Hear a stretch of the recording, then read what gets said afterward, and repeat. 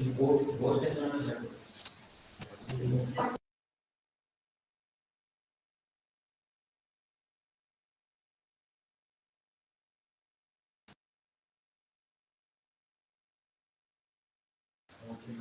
afternoon, everyone. Welcome to our last session of Teacher Training Program 2021.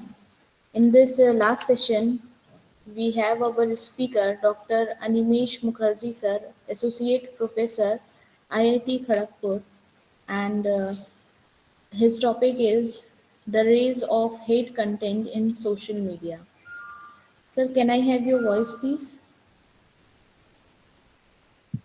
Good morning. Yeah, can you hear me? Welcome, sir. Yeah, thank you. Yes, sir. You can start your session, sir, by sharing your PPT.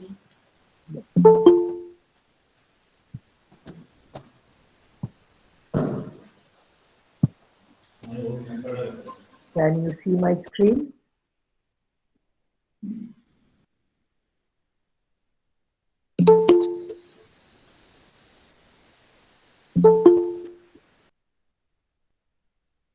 Is my screen visible? Sir, screen is visible, but the PPT is still not I sharing. start, I start, but I was just asking if my screen is visible.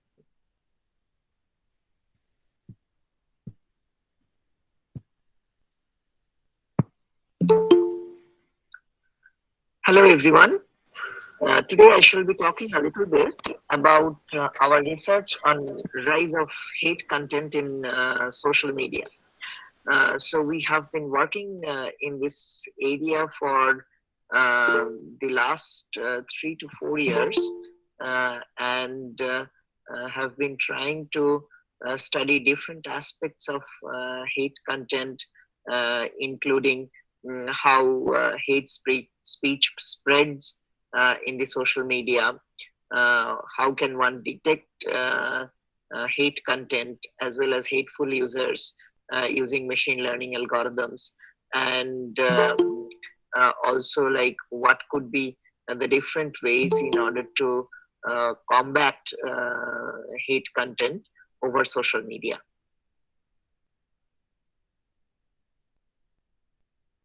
So before I delve into the presentation, so there is a small disclaimer that I would like to make at the very beginning. So this presentation you might see at some point in time would contain offensive and hateful words. However, this cannot be avoided because of the nature of the work itself. And we have tried to suitably obfuscate things wherever appropriate. But even then, if there is some miss on our part, please forgive us. Okay, so I guess social media does not need any introduction to anyone. These days, like it has become the de facto standard for sharing any form of information on the web.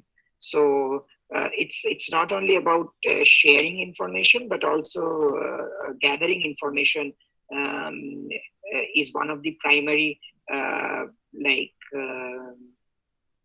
is one of the primary ways in which you gather information these days is through the news items shared on social media.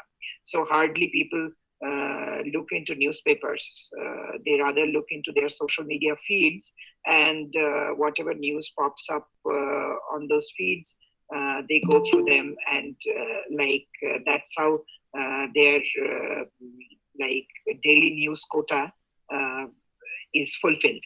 So now this has resulted in a lot of positive consequences. Like social media, as we know, has been used for many positive purposes. Like for instance, starting from simple sharing of information to more complex situations like disaster management, reaching out to people during disaster through social media, reaching out like real life relief materials to people during disaster, Then there has been social media has also been able to unfold newer friendships, newer collaborations across borders. Uh, while like everything has a positive side, equally true is the negative side. So along with all the good things that social media has brought, there are a few bad things also that we find very prevalent over social media these days.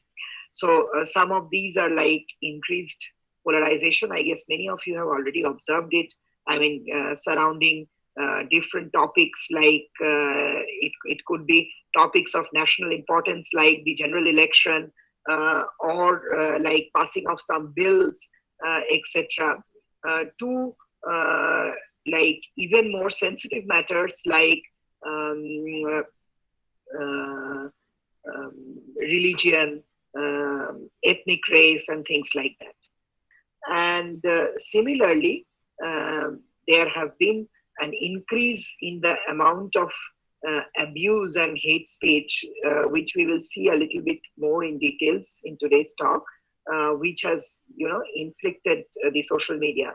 Actually, like there is a very nice report in the Harvard Business Review that was published in 26 by Umar, where he states that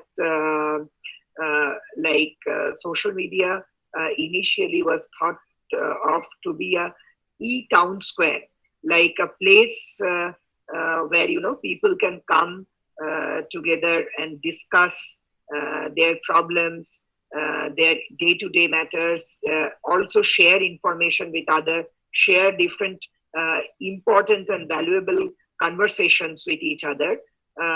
From that town square kind of a picture, social media is slowly over time portraying a picture like a mosh pit, where people have made it a platform for micro abusing. So people abuse each other. People express hatred among between.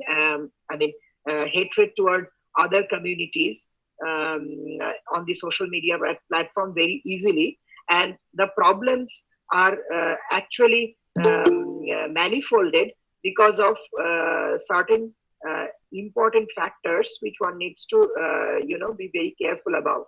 So once you have an abusive or hateful post on social media, it has a much longer repercussion.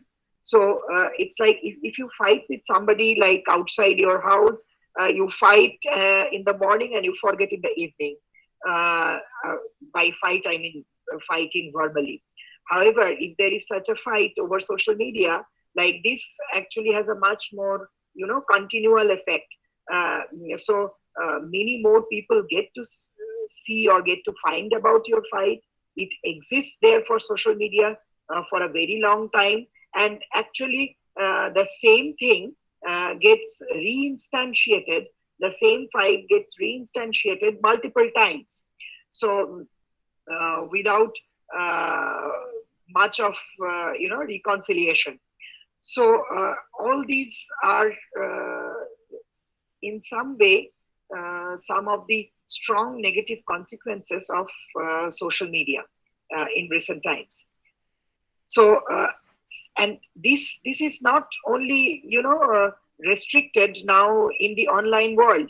Some of these have very uh, like strong offline consequences. Some of the examples noted here will ring the bell, like the Bulandshahr violence, the Pittsburgh shooting, the Rohingya genocide. So these are all examples of cases where social media has been like hold responsible to be a propeller of some of these offline events, real life events. So, for instance, I guess most of you are aware of the Rohingya genocide and the Bulandshahr violence, which have been happening in the neighboring countries.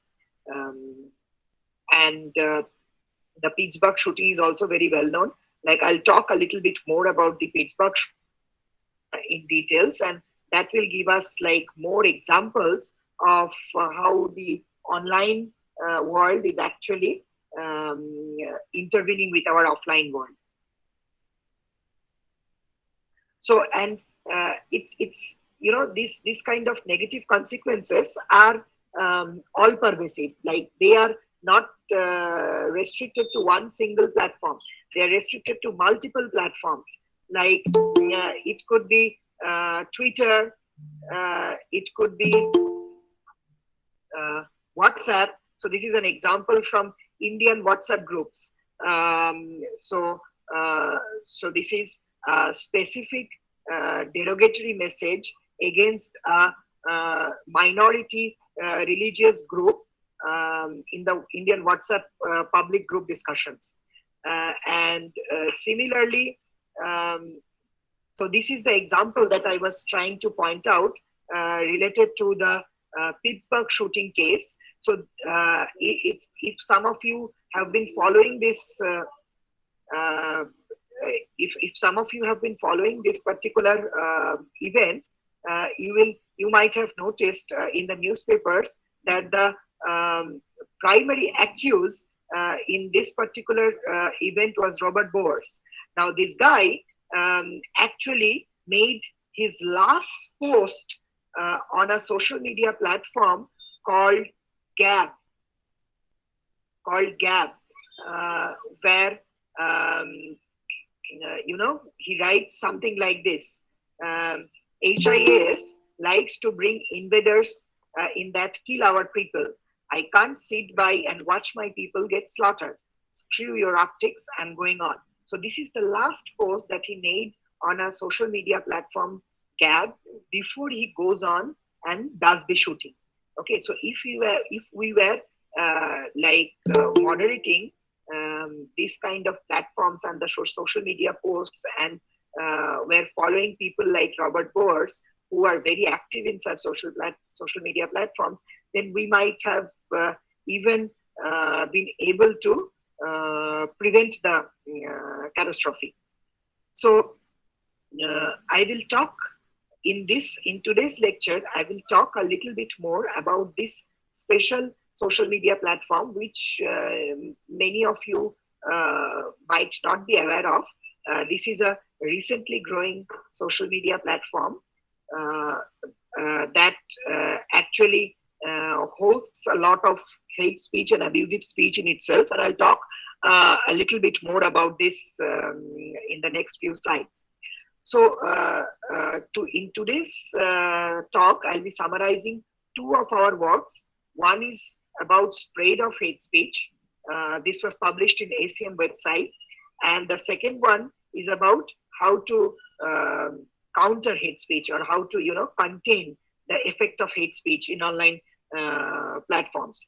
So these are the two works that I'll be primarily covering today. However, we have been doing many other works, and if you're interested, you can visit our website and you will get more information about them. Like we have been studying the temporal dynamics of hate speech in social media, detection of hate speech in multiple languages, then misogyny or crime against women, or hatred against women.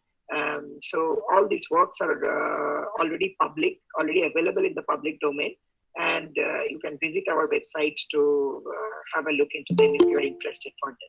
So this work is carried out by three PhD students, being Matthew, Punojoy Shah, and Mithun Das, and one of my collaborators, Professor Pawan Goel, who is also from the same department as I am. So the first work is about spread of hate speech in online social media. So I have been talking about this for some time now. So basically what we will try to do in this work is to, look how hate speech would spread in a social network if it is unmoderated, if it is left unmoderated, if there is no moderation, if there is no check on the hate speech being spread on that platform. How fast does it spread? Does it really spread, or does it die off? Okay, so this is one question which bothered us, and we tried to look into this and have empirical answer for this, and this was published in ACM website, and it also received the best paper honorable mention. So as I said, I'll be talking about this platform gab.com. Gab actually promotes itself as a champion of free speech. However, it has been criticized as an echo chamber of alt-right users. So these are like far rightist people mostly. It is in nature, it is very similar to Twitter.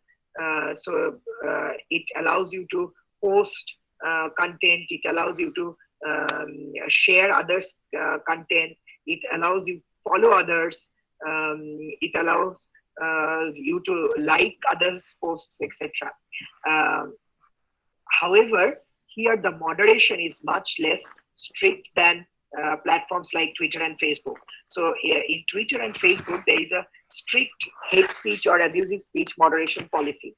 Like if you post abusive content on Twitter, very likely that in the next 24 hours, your content is going to be deleted. Not only that, it could be even that your account would get suspended. However, Gab is like relatively more relaxed. It kind of says that it promotes free speech, but in the disguise of that, it actually promotes post of hateful content without any fear of repercussion, because like there is no repercussion as to like deletion of posts or deletion of the account itself. So people freely keep on posting hateful content on Gab. Okay. So in order to do this study, what we did is we crawled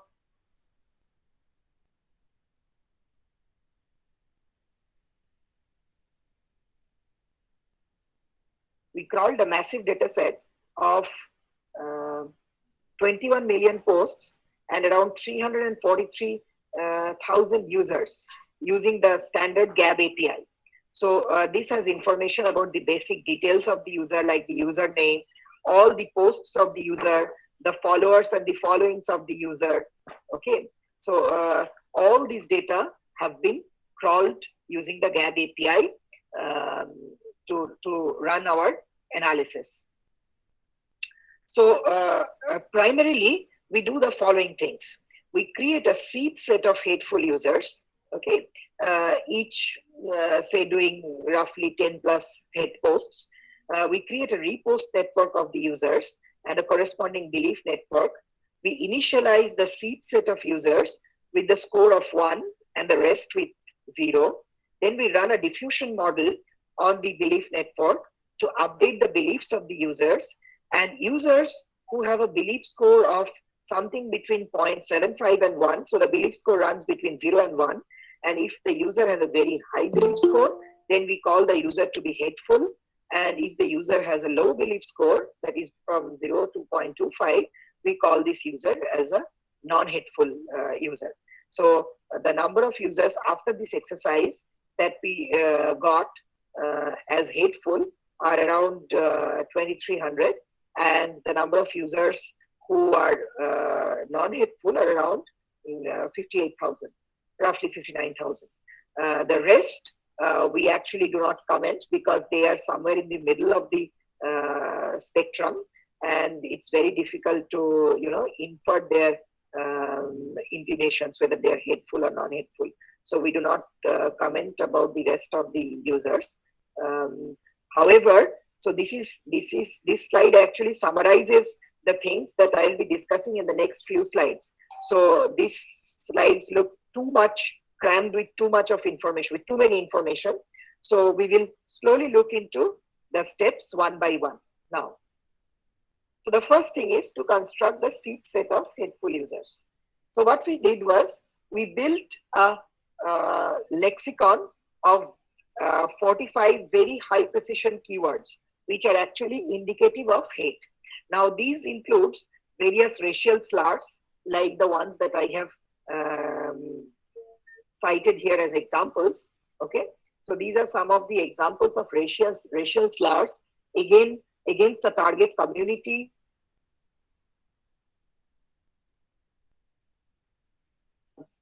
sexual orientation, like the LGBT community, or which could be like something related to the body shape, etc.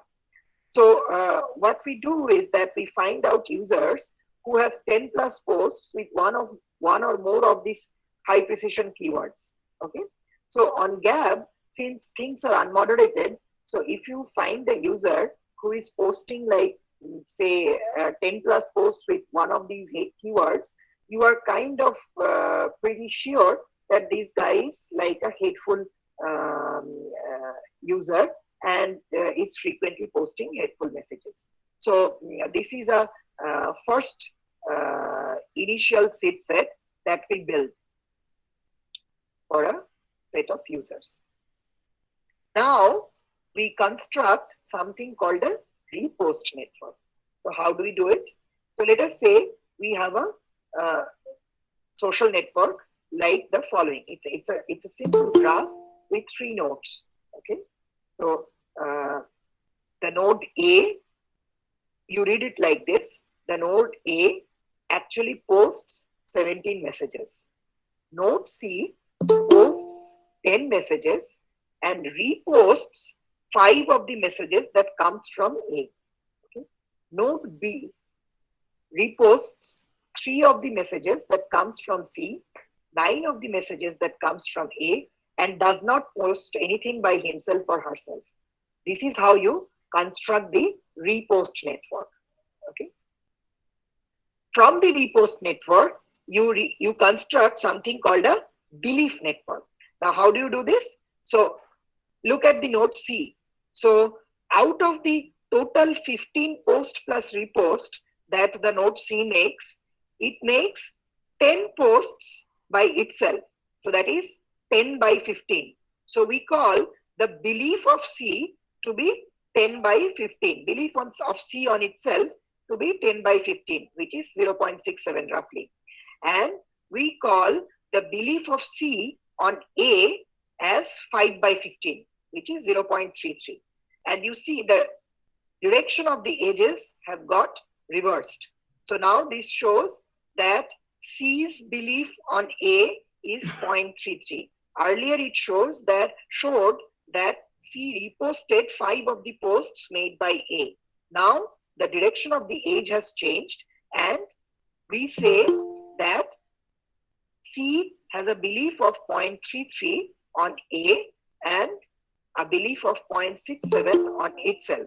Similarly, B has a belief of 0.25 on C and a belief of 0.7 on A and no belief and a belief of 0 on itself.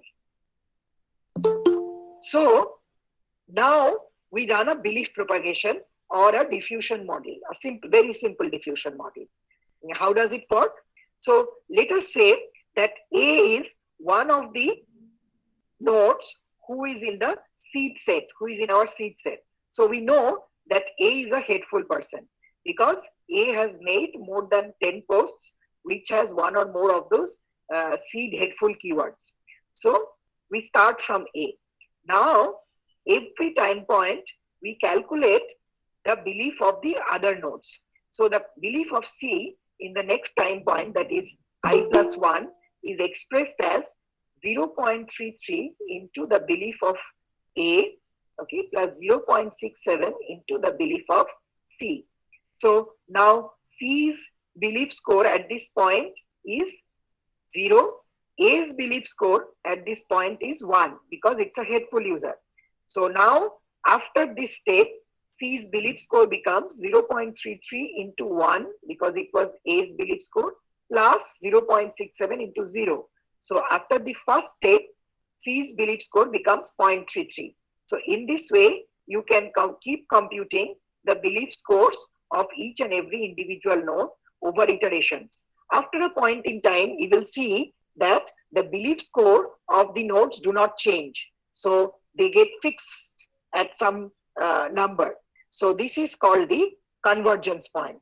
Okay. So at convergence, all those nodes which have a belief score of 0.75 to 1 are denoted as hateful users, whereas those which have a belief score of 0 to 0.25 are denoted as non-hateful users. So this was the thing that I was summarizing in the very first slide.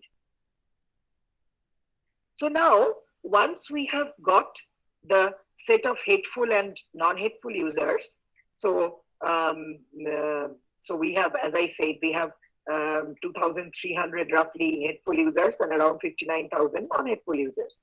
Now, once we have got them, we have to somehow check that our method that we worked. So note that it is a completely unsupervised method. So the method that we like executed is actually good for any further analysis.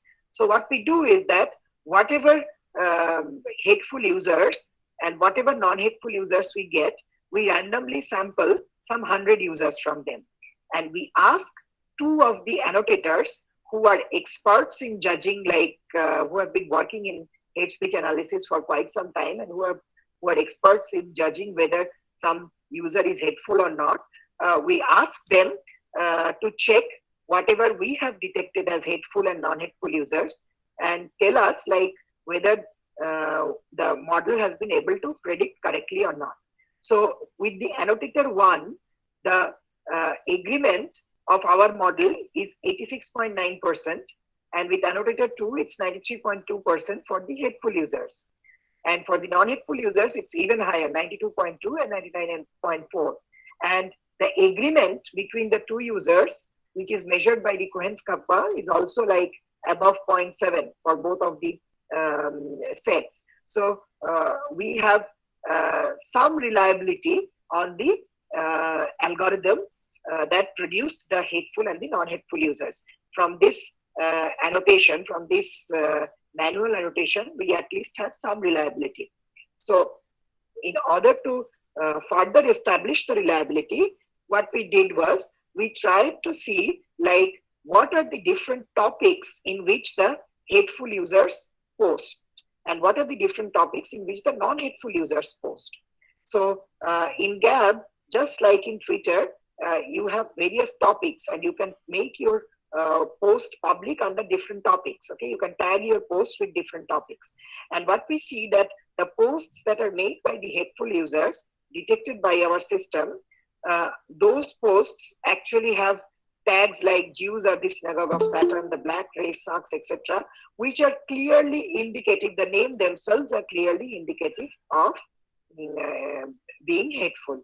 Okay, whereas the non-hateful users post in more general topics, which do not typically have a hateful alliance. Next, we also see what are the typical URLs or web links that are shared by the hateful and the non-hateful users. What we see is that many of the hateful users actually post links which correspond to various rightist channels. Like this could be news channels, radio channels, and things like that. Whereas for the non-hateful users, this is not the case. So these three set of analysis, the manual annotation, the hateful topics, the domains shared, all these together point to the fact that our detection method of hateful and non-hateful users is pretty reliable and we can proceed with further analysis. So what further analysis did we do? So as I told you in the beginning, we wanted to find out how hate speech would spread in a network where there is no moderation or very loose moderation, okay, where there is no one to stop it. So this is typically measured in a social network setting using something called a cascade. Okay, so a cascade is a path traced by a post as it is reposted by the users. Okay, so however, as we will see in the next few slides, that it is impossible to trace the exact influence path. So what we will do is we will first leverage the social connection between the users, and we will use a special heuristic called the LRIF, least recent influencer model, to infer the cascade path. So let's see how we do it. So again, let us imagine that this is a small snapshot of the GAP social network. So you have 5 nodes here, and each link now is a follower following link. Okay, so this node C here actually follows node A and follows node B. Okay, similarly, node D here follows node B and follows node E. So these are follower following links. Now, the numbers that you see here are timestamps at which a particular user has made a post. Let's say A has made a post at time 0. B has made a post at time 100.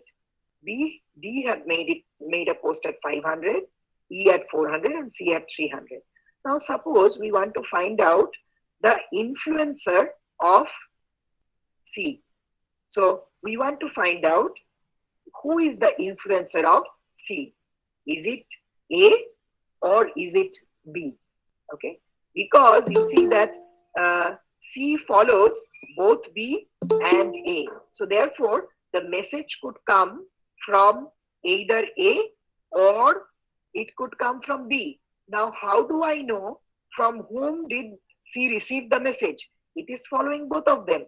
So, in order to disambiguate this, what we do is we take the heuristic, which is called the least recent influencer. That is the person, among the set of people whom C is following, the person who has posted the message earliest, we call that person to be the influencer of C. So in this, that's why the least recent. So in this case, A will be the influencer of C. However, you could also think of another heuristic where you say that B is the influencer of C, not A. So that type of heuristic is called the most recent influencer model. Both these models are very similar in spirit and the results do not change much. Okay. So using this heuristic, now we know that who exactly C is influenced by, who exactly B is influenced by, who exactly D is influenced by, and who exactly E is influenced by. And therefore, from that graph, now we land up into a graph structure, which in computer sciences is also known as the DAG or the directed acyclic graph. So there is no cycle in this graph. Okay. So now we build this kind of DAGs. So these DAGs are also called the cascades that we were talking about. Okay. So now we build such cascades or DAGs for the hateful users that we have found, the 2,300 hateful users, as well as the non-hateful users, the 60,000 non-hateful users. Okay. So now you can measure various properties of this cascade, and these properties actually messages have spread. Okay, so what are the different measures that you can take? So you can measure the size, which is the number of unique users, okay, in this cascade. That is the number of nodes in the DAG. Depth, that is the length of the largest path in the DAG. Average depth, that is average of all the path lengths from the root. Okay, breadth, which is the maximum number of nodes at a particular level in the DAG. And the structural virality, which is basically the average of the shortest distance between any pair of nodes in the DAG. So these are some of the standard cascade properties that you can mention, that you can measure in order to identify the extent of spread of a hateful content. तो आप खुद की जो है So we measured the cascade properties for both the hateful and the non-hateful users using their original posts, using those posts which have attachments like video files or images, and using posts which they belong to some specific topics. As I say, that the topics have a very strong connection with the hatefulness of a post. Okay. So once we do this analysis, what we see is that all the different features, the size, the depth, the breadth, the average depth, the structural virality, for all of this, the hateful users, although they are much smaller in number, their value is much larger than the non-hateful users. And all these differences are significant. And the significance test was done by the Kolmogorov-Smirnov test. So the observation from here is that posts of hateful users, which typically tend to be hateful, that is what is our assumption, have a larger audience. They spread wider, they spread deeper into the network and are more viral. So basically, you see that if hate speech is not, controlled or contained or moderated, then it is going to spread to a much larger audience, to spread wider, deeper into the network, and probably that would typically result in much stronger ill consequences. So similar results are observed when we look into posts with attachments, as I say, posts which are video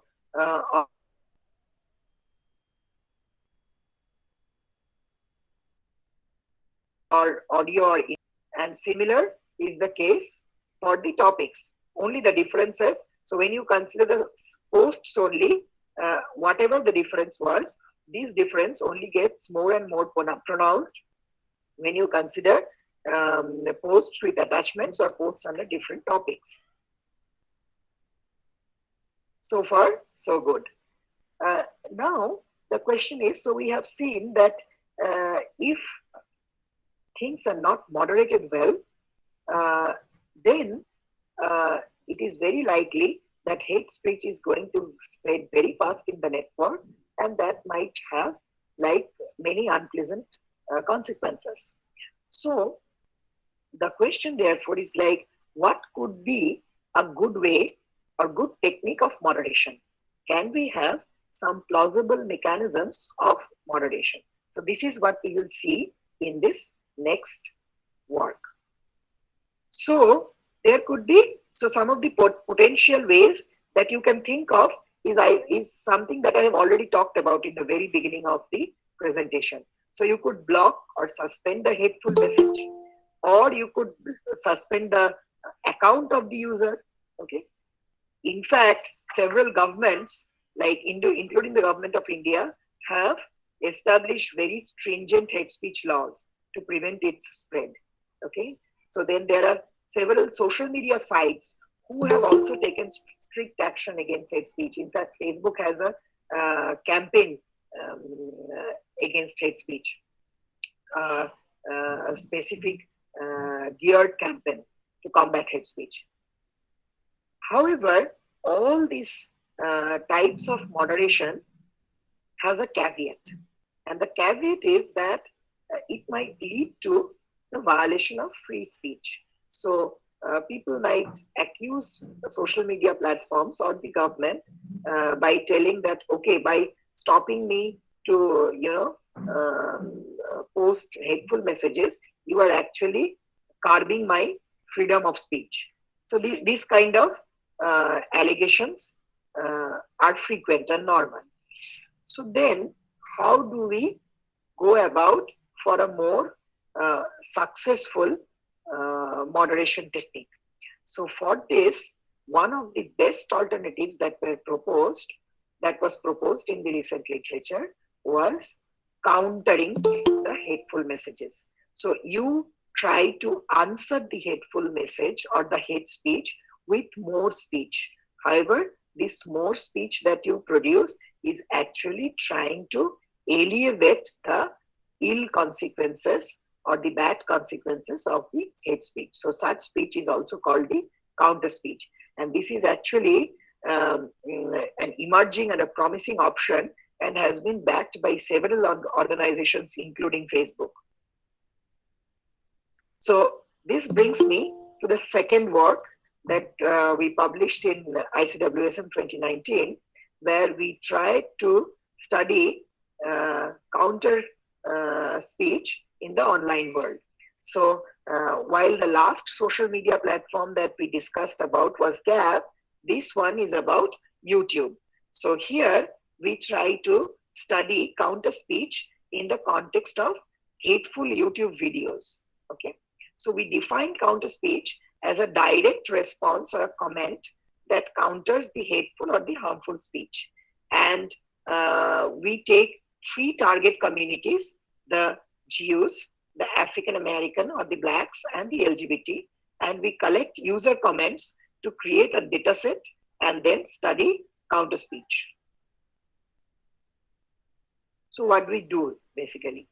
So we script comments, the YouTube comments. So if you go to a YouTube link, you will see that following the video, there are certain meta attributes like the number of views, the number of likes, and the comments posted against that video.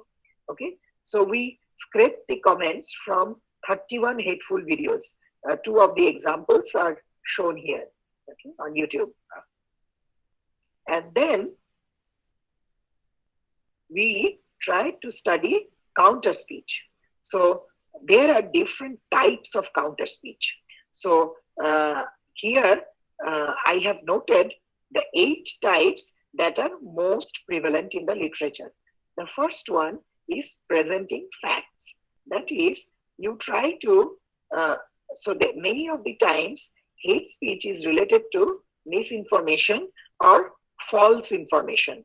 So you try to present the correct or the true facts in order to rectify the false information, which naturally takes care of the hate speech also.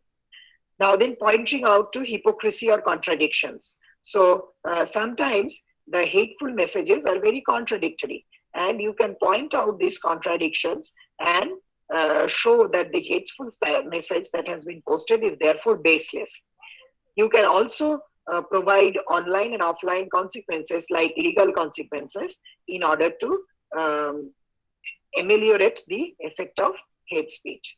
Also, you can talk about affiliation. So what this particular category does is very interesting. So here, say there is a hateful message against a religious minority.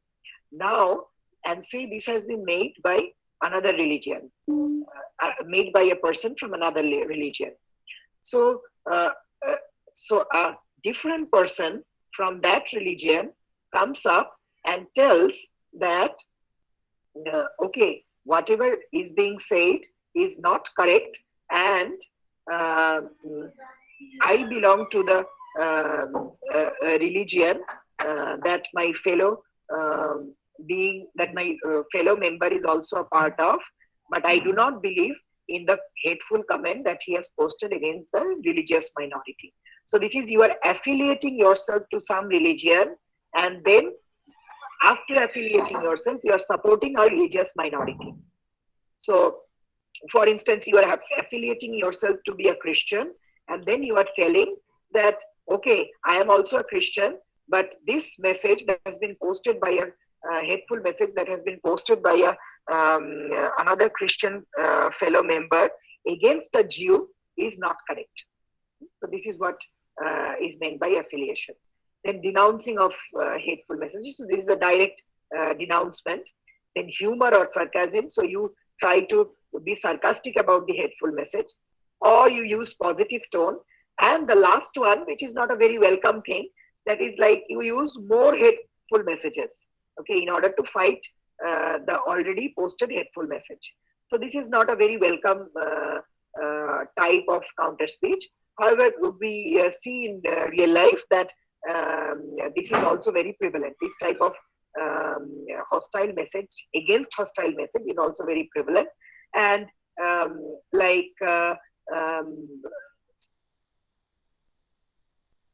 it is difficult to foresee like whether this really serves any good purpose rather than unfolding a offline violence. It remains to see how hostile language actually works. But my perception is that the other 7 types should be much more effective than the hostile language. This is my personal perception. So again, in order to do this analysis, you have to do a data collection. So what we do is that we use the YouTube comment scraper to scrape comments from 31 videos. And then we first annotate these comments into either it is counter speech or non-counter speech. Okay, we roughly have similar amount of data. And the agreement between the annotators, so again, this was annotated by two different annotators, and the agreement between the annotators was pretty high. So now, in the second step, that is the annotation level 2, what we do is we categorize the counter speech comments, that is around 7,000 counter speech comments that we got. We categorize them into the 8 different groups that I talked about just now. And here again, there were 2 annotators, and the agreement between them is 0.87 on a scale of 0 to 1. So the first thing, when we look at the data distribution, now you take this 7,000 posts, okay, 6,000 or 7,000 posts, and you try to do a postmortem of the data. What you see is that, so the most interesting observation is that hostile language is the most prevalent way of doing counter speech. So that is what it appears to be.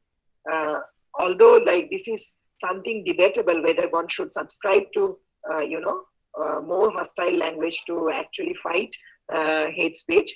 However, in our data set, at least, we see this is what is going on. However, if we discount this part for a while, we see some other interesting things. So for every different target community, different types of counter speech seem to be more effective. Say, for instance, for the LGBT community, what you see is that pointing out hypocrisy and using humor or sarcastic remarks are the best ways of combating hate speech. Okay. Whereas for the Blacks community, it is the legal consequences, like making one aware of the legal consequences of such hateful messages, is the most, it seems to be the most effective way of countering hateful speech. I mean, if we discount the hostile one. So now, after this, we studied, as I said, there are some meta features. We studied some of the meta features, like the average number of likes. So for the African American community, what we see is that the offline and online consequences, that is the legal consequences, and the denouncing of hate, these are the 2 categories of counter speech which are mostly accepted or mostly liked by the users. Okay, so some of the examples are noted on the right hand side of the slides. Okay, so you see the hateful message and then the counter speech corresponding to it. Okay, so what we observe is that most of the counter speakers actually make the hateful speakers aware of the legal consequences and criticize their way of viewing a race in their counter speech remarks.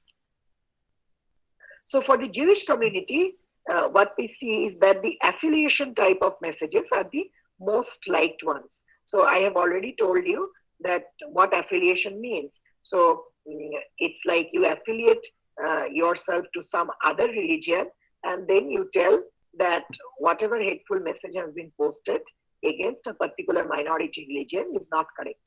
Okay, so this is the type. So in general, for the religious minorities, so while for the race minorities, it's typically like online, offline consequences or denouncing of hate are the prevalent methods of counter speech. For the religious minority, it is typically the affiliation that is the predominant way of counter speech. And as I said, for the LGBT community, it's mostly the contradictions and humor or sarcasm. So some of the examples are given on the right hand side are the major ways of countering hateful speakers. So once we got this data set, we tried to do a very simple machine learning task. What was the task?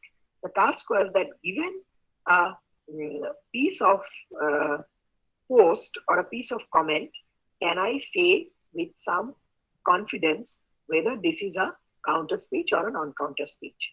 Now, you might ask or wonder why should someone be interested in such kind of an analysis or in such kind of a prediction? So, the reason is simple. So, as you understand, all this counter speech has been generated by has been generated through crowdsourcing. Like people have watched the video, and then they have painstakingly looked into the comments and then responded to the hateful speech in the comments. However, this work is completely voluntary, and since the uh, hate speech volume is only increasing in the social world, in the online social world, it becomes important for us to think about mechanisms in which computers are able to generate counter speech. So basically, you want to have natural language processing systems or natural language generators to generate counter speech, okay, automatically. So suppose there is a software robot which is actually trained to generate counter speech. Given a hateful speech, this robot is tasked to generate counter speech. Now, this is not a very easy task because the no robot cannot, generate XYZ counter speech. So this has to be relevant to the context. So suppose if there is a hateful speech against the minority community black, you cannot post a counter speech which is relevant to a religious minority community Jews. Okay, so this is absolutely meaningless. So in order to train such robots, we need large amount of data. And this large amount of data, counter speech data, it is very difficult to obtain this manually. So if we could have a classifier, which a machine learning, standard machine learning classifier, which given a post can tell us with some confidence whether this post is hate speech or not, that becomes a easy way to gather the counter speech, okay, even without any crowd involvement, so or human involvement. So we tried to do this task, and we achieved an F1 score of 0.71, which is not so bad in classifying something which is counter speech from something that is non-counter speech. Not only that, we also tried to do the multi-level classification, that is which class of counter speech this particular comment belongs to, like one of the 8 classes that you have seen. Actually, we did not consider the hostile class because, as I already said, we do not subscribe the hostile class to be one of the mechanisms of counter speech.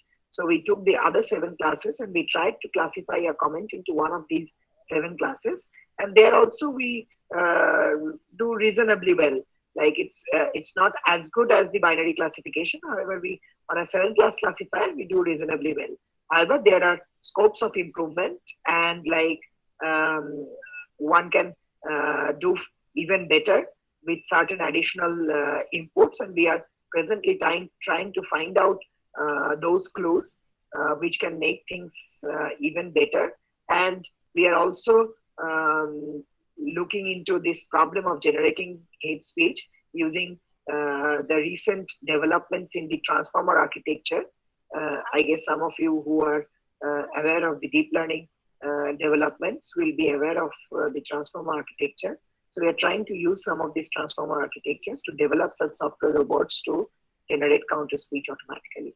So, so this is a place, if you on the online world, where we dump all our findings. So this website has our own papers, different surveys, various data sets related to hate speech, and the different things that are going on around hate speech over the world, forecast through a Twitter handle like this here.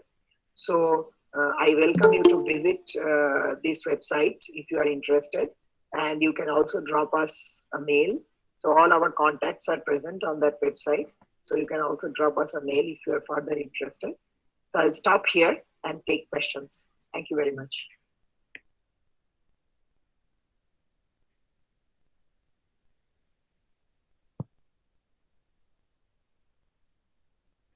Yeah, we can have questions now, if there are any.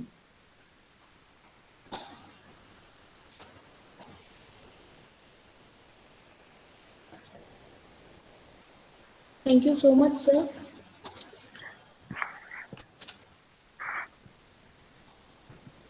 Thank you so much, sir, for sharing your knowledge with us. Thank you. Dear participants, do you have any kind of doubt or query you can ask with the expert?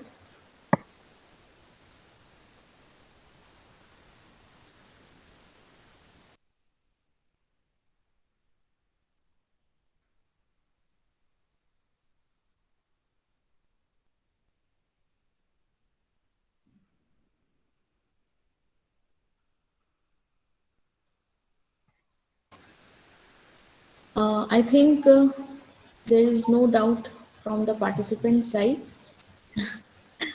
So thank you so much, sir, for sharing your time with us and for joining our teacher training program as a speaker in our CSIT college. Thank you so much, sir. I Thank you hope you very will much. share your PPT with us. Yeah, sure, I'll share. Thank you very much for inviting me. Like, it was a pleasure, like, delivering a talk. So if there are any questions like that, does not like immediately come, but you have it later on when you see the presentation, please feel free to contact one of us. Like, we'll be happy to like talk further. Okay. Okay. Thank you, sir. Thank you so much. For participants, please give your feedback regarding this session and also give the query part. Sorry, also give the quiz part also. Link is active for another 15 more minutes. So please be fast and give your feedback and quiz also.